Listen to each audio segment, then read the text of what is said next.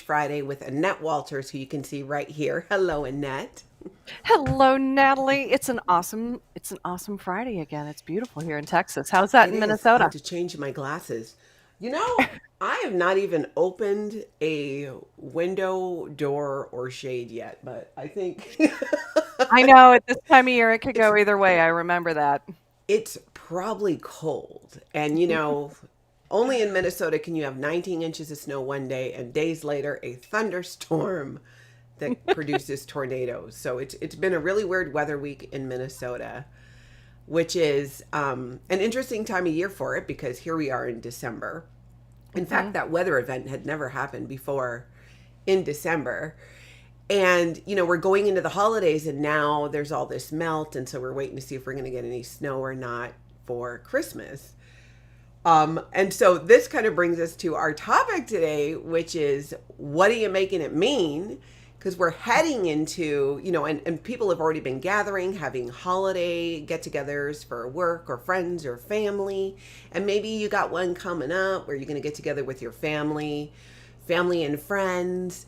And you're kind of getting a little anxious maybe about certain conversations that might come up over that holiday table because we all have that one uncle or that one aunt or that one cousin or whatever it is where you just know stuff's going to go down.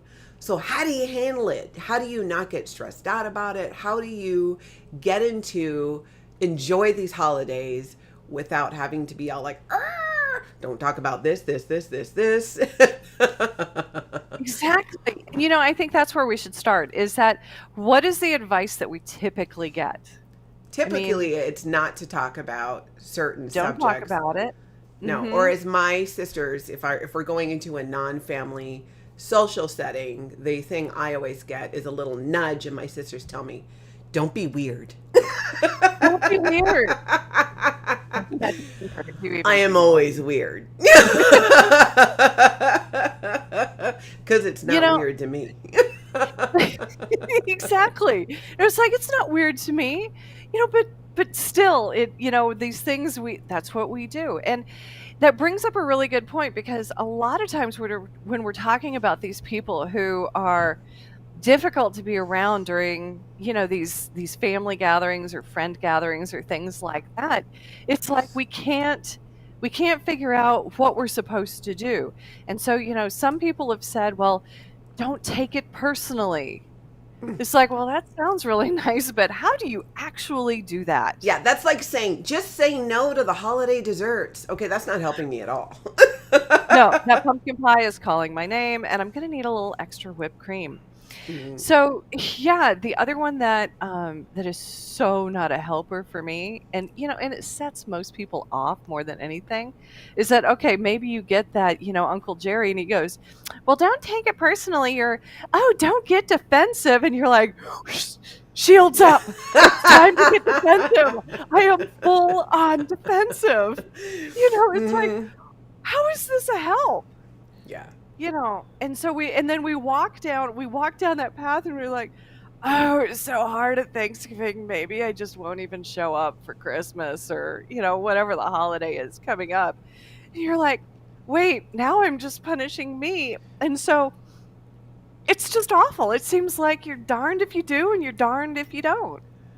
Yeah, and you're so right about that. Anyone prefacing anything with, not to offend you. I don't mean to offend. I'm not trying to be rude, but anything that comes after the but is pretty much what they were already saying. So you're right. You hear that and you're like, okay, here we go. Here we Strap go. in. Here we go. And that's the thing is that we go, yeah, but if they just wouldn't say that thing, it would be so much better. But no matter what we do, we can't seem to get them to not do it. Even talking around them, maybe, hey, sis, can you just tell so and so, maybe we shouldn't talk about that because it makes so and so really angry. But none of it really works. And Hmm. we just end up feeling crappy. I Hmm. mean, really, is what happens. And, no wonder people are like, yeah, you ruined my holiday. I'm, It's and like, we've known each other a long time. So, my family, and I feel fortunate that my family, we like hanging out together. We do a lot together. I'm really close with my sisters. Our kids are really close. And not to say there's not issues here and there, but mhm, even in the best of settings, it can be someone drops a bomb, you know?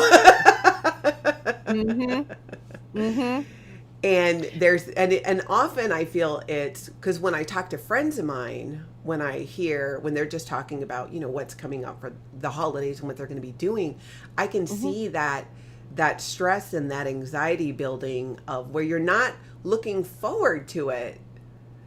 Yeah, and you're just like they're kind of amping up for it. And Mhm. I'm like, ooh, one, I feel like, ooh, I'm not gonna share about my family because I actually really like being around my family. So I'll But, just be quiet. both of us have those groups that we've been around. Sometimes they're professional networking groups, sometimes they're friend groups, sometimes, somebody has brought in somebody new and you're like, "Ooh, who invited them?" That's sending off our whole dynamic. And so, but we get to that place is like, "What do I do now?" Hmm. Because, you kinda don't wanna ruin it, you kinda wanna be there, but, you know and ultimately, I end up biting my tongue in Yeah, some of these situations. because how do we go into a situation, whether it's a gathering in the workplace, it's a holiday party, or with family and friends, where we might feel uncomfortable because how do we still be ourselves? How do we still be who we are? And Mhm. and I hear from people, how do I be true to what I still believe? Why I'm sitting there having uncle so and so or cousin so and so go, try to push the opposite down my throat. Mhm. Exactly, because when that happens and we do, choose to not say anything, Hmm. bite our tongue, we end up feeling like an outsider. Like, we're almost like we're not as important because, we're having this thing, we're not respected because we're having this other idea pushed down our throat. And Hmm. that leads us to that feeling of being, kind of powerless, which it's no wonder people get angry and, things blow up Right. because you're right. The what we need to talk about today is what the heck do we do? Because this thing that most of us have been doing hasn't doesn't really work. Mhm. Yeah, that's, I that's feel putting I feel that's putting crappy it anyway. mildly. Otherwise, we wouldn't be hearing, year after year, a lot of that stress for a lot of people that goes along with the holidays, and especially over the last 2 years, where there's a lot more division. And Mhm. so, if someone's heading to that family get together coming up, and you don't want to approach it with that, putting all that armor on and this already setting up in your head that Yeah. it's going to be World War III, or you're just going to go hide out, somewhere and not get caught in the crossfire. There has to be a better way. So, what do you suggest in Yeah. terms of tools for going into that we can use so that it can be a more pleasant experience? Mhm. It's I like especially around that uh maintaining, like, that we can still believe or know who we are and be who we are, yet they can still Mhm. be who they are at the same time. And that is one of the things that's so valuable to learn in this work that I do with my clients. The thing is that, we talk about armoring up or not going. Either way, we're not you're right, we're not showing up as ourselves and we're not actually being present with what's going on because we're so ready for that attack that armor Hmm. is there. We can't actually fully participate in any conversation or enjoy perhaps why we're there.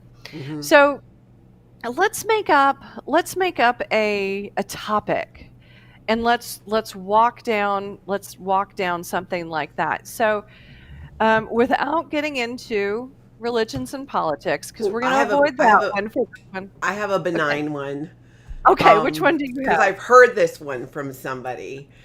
a friend of mine who would go to every holiday gathering, and it was like, oh, why are you still single? Do you have a boyfriend? Are you getting married? One of my friends, it's like, she's like, every, get together, and I'm just like not at a place in my life where I don't feel like I'm really missing anything. I date, but I'm not looking for that relationship. So from her point of view, it's like she's happy and fine, but some of her relatives are constantly hammering on her and insinuating that, well, if you're single, surely you can't be happy. Yet Mhm. she's incredibly happy and focused on her work and does have a social life. And so it's just not the reality, but that's how she sees it. So what about that scenario? Because I honestly didn't Okay. know what to tell her. So let's say that great aunt Betty, is hammering on her and doesn't insinuate, she says it straight out. Oh yeah. So she says something like, "You know what? You're not married. What are you going to do when you're old? If you're not married, you can't possibly be happy." Mm-hmm. Mm-hmm. Which leads your friend into feeling what?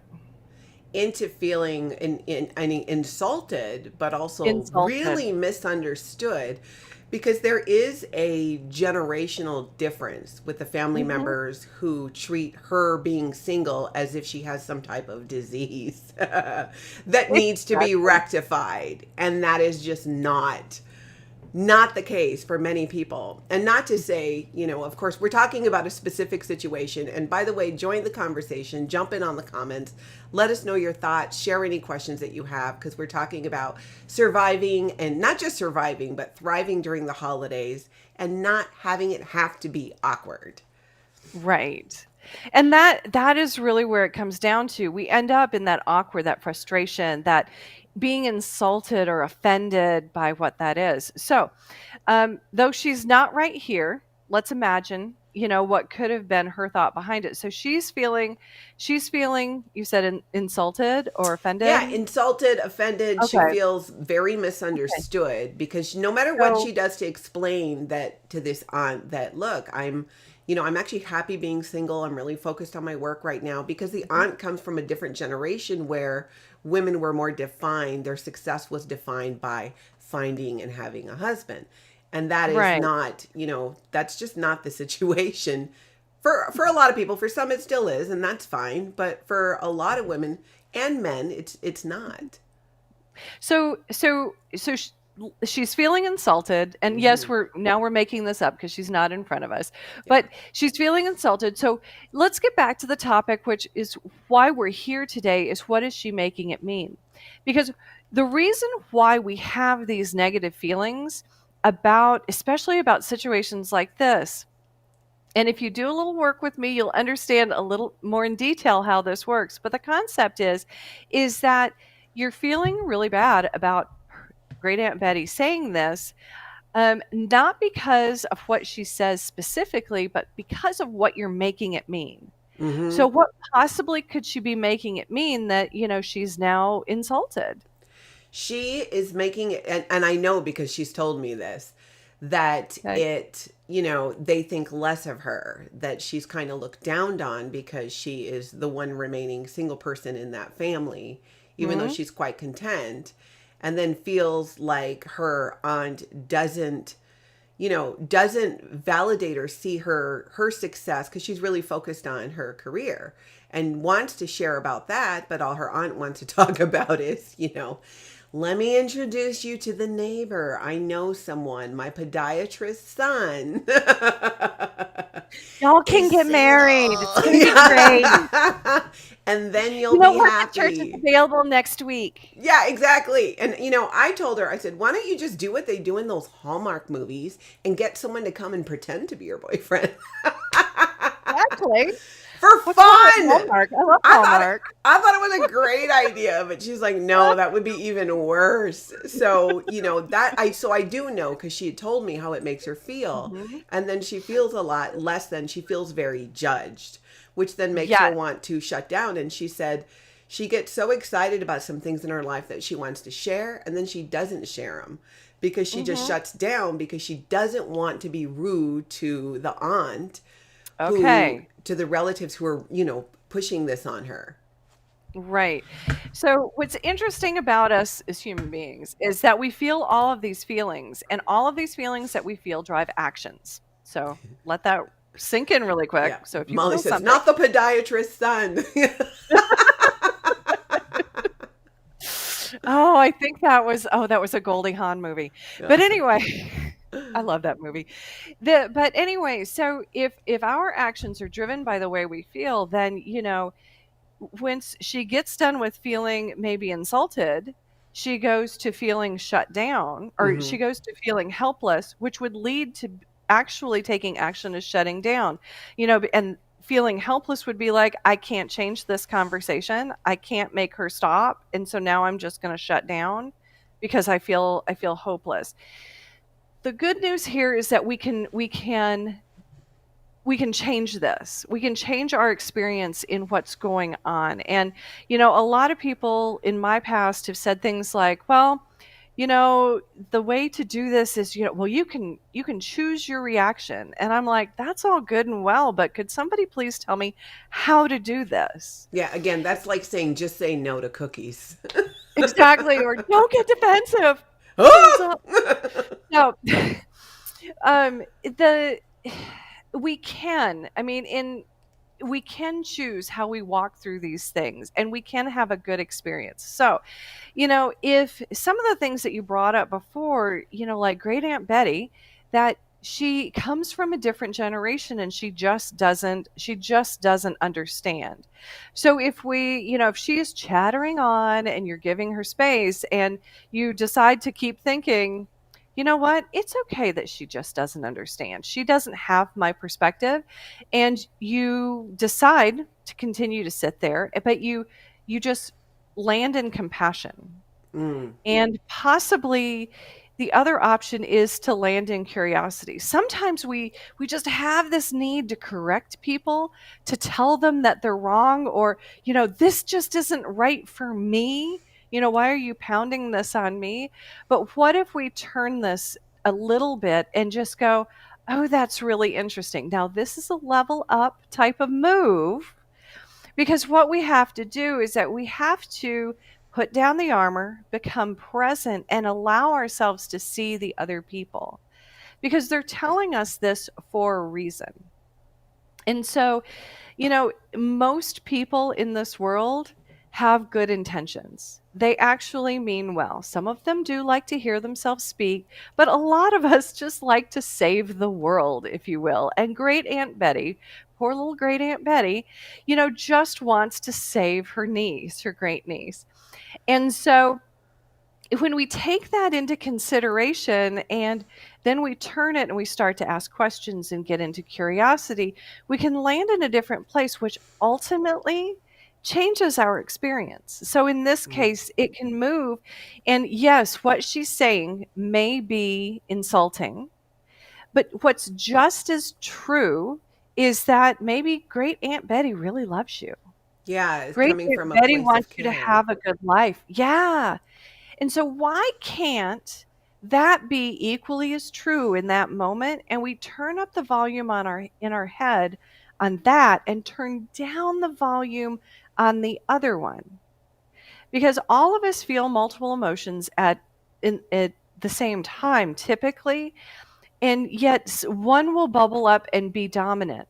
The thing about us, especially since we have a prefrontal cortex, thank God, that means that we left the cave because we're willing to try something new.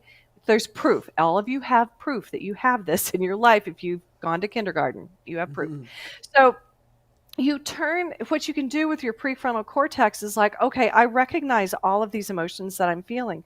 Which ones do I really want to sit into? In this case, if you're in a holiday gathering, especially if you don't see Great Aunt Betty all that often, what how awesome would it be there just to sit there and just love her? Mm. Your love has nothing to do with who or what she's talking about. Hmm. It has everything to do with what you are extending forward to her. And it's one of those things that if you love her, you can turn up the volume on that and turn down the volume on the other chatter that's going on in our brain, and that allows us to sit into it. Because there is a reason, if we have decided to come into this gathering where this has happened before, that, we would really like to realize. Because, when we go into these gatherings, I mean, why do we go there? Connecting with family? What Mm-hmm. else? What are you thinking? Why Yeah, do you go and to your to gatherings? meet, definitely to connect with family, to catch up, to find out what's going on. That's, there's so much you can catch up with, over the phone and whatnot, but doing it in person. And I like what you said about dropping into curiosity about it. And this example of, one of my friends who is not suffering from being single, but her family thinks she is. Um, she could then even ask this aunt who kind of was always going at her about, oh my gosh, let me Mhm. help find you a boyfriend and then a husband, and even ask her like, hey, tell me more about when you were growing up. Was there anything that, what did you want to do? Because a Mhm. lot of even with that generational difference, there's still often there's such great stories. And maybe even that's this Aunt Betty, had aspirations outside of just getting married, and she Mhm. could find out about that, even if it was hobbies or other interests, and connect with her in that way. And she'll find things out about this aunt that she never knew. And then it kind of gets the aunt off the topic of, Mhm. why are you single? Good morning, Lindy. Thank you for joining us. I always like seeing her face. Maybe later this week I'll see her. Oh, yeah, and Um, obligation. That's a good one too. We yeah, always look for blended obligation. Okay, families. Molly. So obligation is a really interesting one because a lot of us go to these family gatherings out of obligation. But even out of that, even though we may feel a little negative about going and we feel like we have to go, so we've put those should and have tos on there, the act of going actually demonstrates that we get something out of it. So, Molly, if you have a chance, what do you think would be the benefit of fulfilling that obligation? And good morning, Lindy. That is a good one. So, what you get out of it. So, we'll wait. Hopefully, we still Mhm. got Molly and she can give us an answer there. Do you know what kind of I just twigged on too? I could see how, and in this example of the woman who goes to the family gathering who gets told all the time, why are you still single? Do you need help finding a husband? There's almost sometimes a sense of, proving ourselves right when it's, oh, I know I'm going to go and this is going to happen and this is going to Mhm. back up why I don't like going to these gatherings. It becomes almost a self-fulfilling prophecy because it Mhm. happened before, it's going to happen again, and then it proves you're right. Mhm. Um, when Molly says being, and don't you love too? Like I can't see the print so small. I'm like, I'm struggling myself. I'm can you lucky I see don't have reading that? It glasses on. says being present matters. Being present matters. Okay, so I'm gonna back you up. I'm gonna ask you another question now. Why does it matter to you? All right, so she says, can you see that? Yeah, we might surprise ourselves by the difference we make and the connections we find. Yes, we might. Is that why being present matters? That's so I just want to make sure Mm-hmm. that okay. So you know what, and when we think about things like that, we do get things out of um even when we begrudgingly go or participate in something, Mm-hmm. we're going for something that that's okay, Molly. Um, she said, LOL, I don't know. That's okay. Mm-hmm. I ask questions that people tell me that all the time. So, but when we go and do something, there is something that we are getting out of it. Either that, even in shutting down, like what we were talking about at the beginning of the conversation, that shutting down, that putting up those barriers, The benefit to that is that we have protected ourselves. We may not be present, we may not be able to fully enjoy in this state, but we have protected ourselves. And that's something that our primal brain at all times is looking for, is to really to protect us, to keep us safe, literally. And so when we step out and um sorry, I got lost on a saber-toothed tiger coming at me. Yeah. If you've ever coached with me, you know what I'm talking about. It has to do with the primal brain and keeping safe all the time. I am so sorry. You were saying about how it's a kind of a protection mechanism that we Yeah. use to protect ourselves at these things. Mhm. So, and that would make us not drop into curiosity and Mhm. compassion. Yeah, because all we want to do is, it's like danger, danger, Will Robinson. We've got to protect ourselves. And so it wouldn't even occur to us to get curious because, they are judging us. And as humans, what we tend to do is that we mirror other behavior. So in this case, a lot of times when somebody comes at us like this, we then end up judging them. Well, Hmm. you just don't know anything. You don't know me. How could you be so crass? Don't you know? And so we just, even if we don't say it out loud, it ends up being a cycle in our brain, which then leads to more distance. It's part of the wall building. It's Mm. part of that protectionist mechanism so that we will distance ourselves because, we may get eaten at any moment. And our primitive primal brain really thinks that. And that's why, as I said before, I'm so grateful out of our the logic side or the decision making side of our brain, because it goes, okay, no, no, no, it's fine. You're fine. We're going to do this now. And, but dropping out of that fight or flight, which is really what that is, and deciding that, hey, I wonder where this came from. I wonder why Yeah. it's so important to her. And I, and in a way we can use it to, deflect. But if we really get curious, if our demeanor changes, if our shoulders go from here down to here, if we lean in, which is, body language for curiosity, there may be that opportunity to open up this other person to where we crack open their shell so that they're actually willing to see other sides of us. And they may or may not, because if you've listened to us for very long, one of our mantras is you can't change the people, but we can love them no matter what. And our love doesn't depend on what they say or their actions. We can just love them, and we love them because frankly love feels great.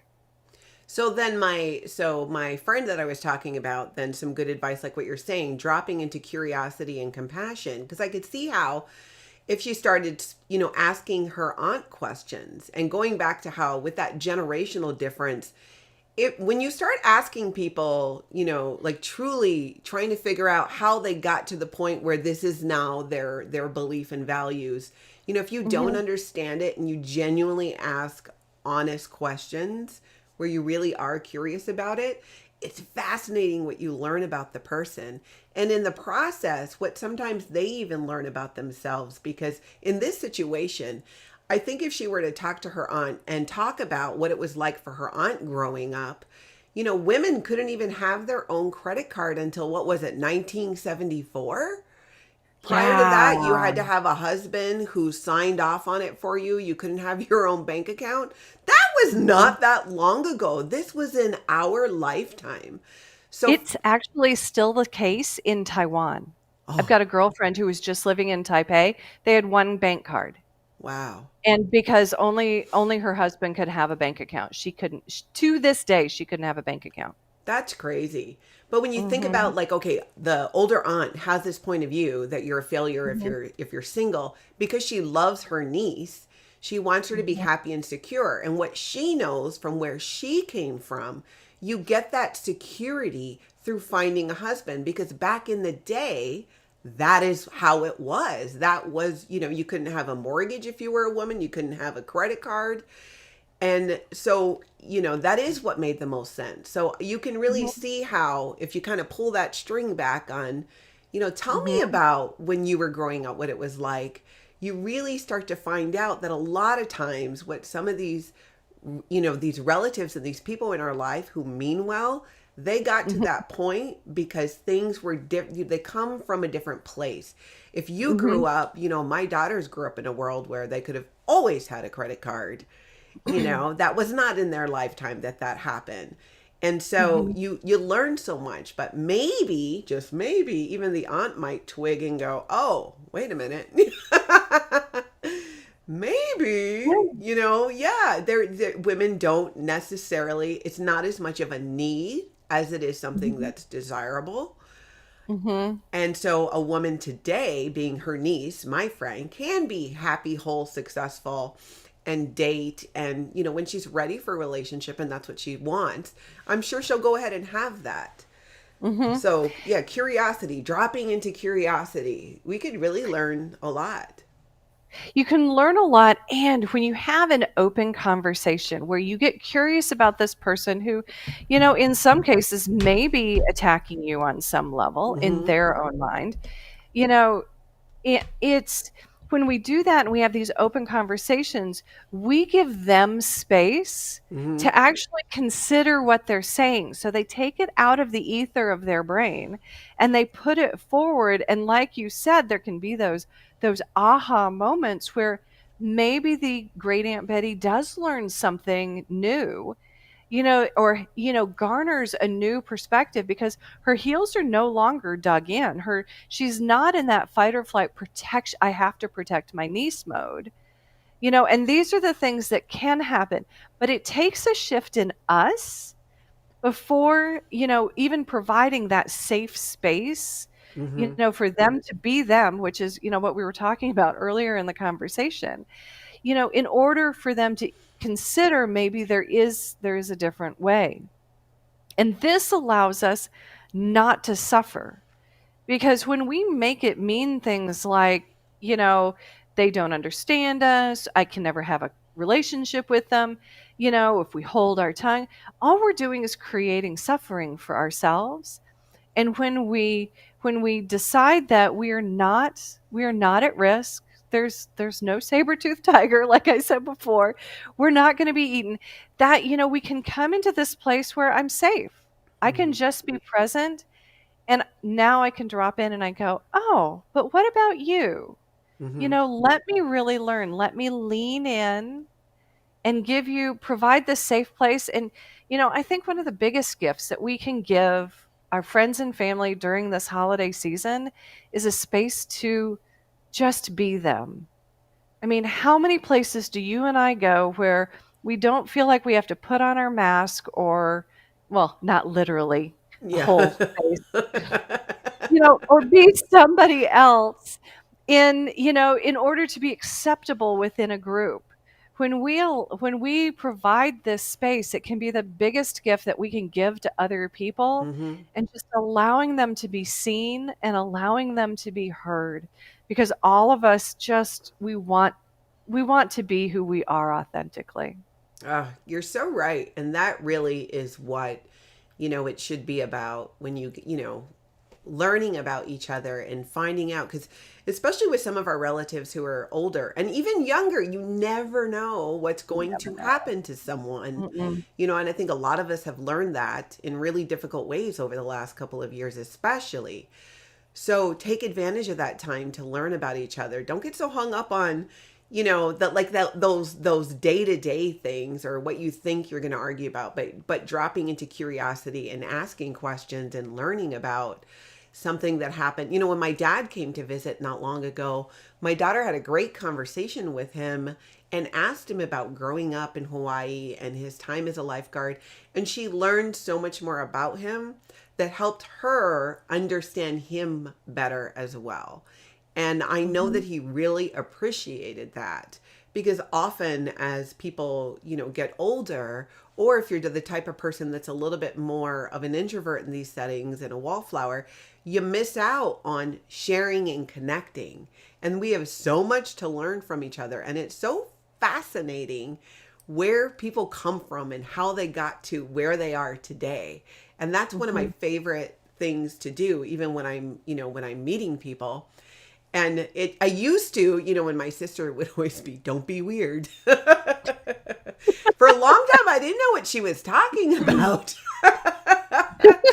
Now and then, we had some conversations and I'm like, oh, okay, I see. So I knew what she was talking about. And there were a few things that I definitely needed to work on. Know your audience, because I tend to be, there is almost nothing that I am uncomfortable talking about. So I'm just fascinated and want to know, how did you get here? Where did you come from? How do you feel about this? Have you ever had sex in public? I mean, whatever the thing is, I'm so curious. And a lot of it, I think, because, my background growing up, if you know me or, you've watched this, you might know, I grew up in a cult. And, I've been out of it for 11 years. So in a lot of ways, sometimes I feel like an 11-year-old because there's so much about the world that I was not exposed to, that I was not aware of. And so I think it's easier sometimes for me, because I come from a place of a lot of what most people would consider to be pretty darn bizarre, that nothing shocks me. And so I'm comfortable with it. And then people often will tell me things because if I sense they're uncomfortable or they think that I'm going to judge them because maybe they're amid a divorce, I'll just blurt out, hey, I got 2 ex-husbands and a baby daddy. So, no judgment here, girlfriend. But let's talk about these issues. Let's talk about, what's it like for you? And, being whatever it is. We learned so much, and I'm so grateful for those opportunities. And I apologize for the past and in the future if I've made you uncomfortable, anyone out there, with my questions. And Molly just chimed in. Thanks, ladies. You make a tremendous difference. Happy holidays. Oh, thank you, Molly. That's super sweet. And you as well. Merry Christmas and all the jolly holidays to everybody. Everybody. So if you would like to find me and explore this life coaching thing, I encourage you to come out to realowomen.com, click the Let's Chat button in the upper right-hand corner, and let's have a chat. The first call is always free. And if there's something that resonates here or something that you don't understand, we can use that time for me to help you out with that. So yeah, absolutely. And you know me, Natalie Webster Realtor. I'm a realtor, but I have a lot of my passion is connecting people in around the community, creating community and connection, which is why we do Life Coach Friday. Because is it, all about real estate? No, it's actually not at all, but it's about community and it's about connection. And that is what my job is. So track me down too if you're thinking about buying or selling. This is my shameless plug during the holidays too. So you know how to reach me, nataliewebster.com. You can find me on social media, connect, and definitely reach out to Annette if you want to have a more in-depth conversation. You can reach her again through the website, and that first hour is free and you'll learn some tools. So we will be back, let's see, well, not next Friday, which is Christmas weekend. So New Year's Eve, right? We're sticking with the schedule.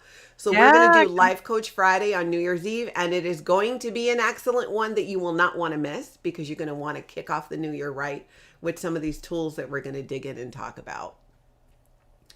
So, yeah, I guess that's it, huh? I guess that's it. Yeah. All right. Start Happy the new year holidays. right. Come join us. Yeah, we'll see Bye, you New guys. Year's Eve.